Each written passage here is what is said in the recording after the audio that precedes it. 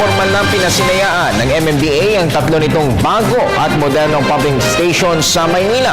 Ayon sa ahensya, malaki ang may tutulong ng mga ito upang mas mabilis na mapahupa ang baha. Ang ulat mula kay Ria Fernandez. Moderno na ang tatlong water pumping station ng Metro Manila Development Authority sa lungsod Maynila. Makatutulong ang mga makabagong water pumping station sa Sampaloc, Santa Mesa at Pandacan sa pagkontrol ng baha sa mahigit 350 ektarya sa lungsod.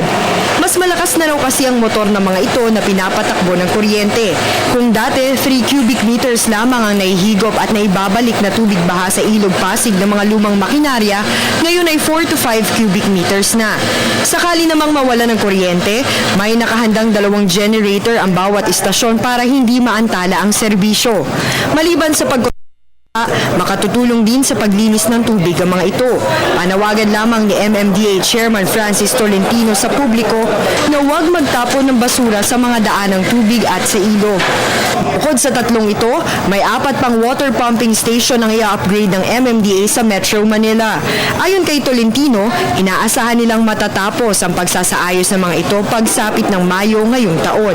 Sa panahong ito, tapos na nila ang 75% pag-upgrade ng mga estasyon sa buong Metro Manila. Habang ang natitirang 25% ay yung mga maliliit lamang na estasyon na hindi naman gaanong nangangailangan ng malakihang pagsasaayos.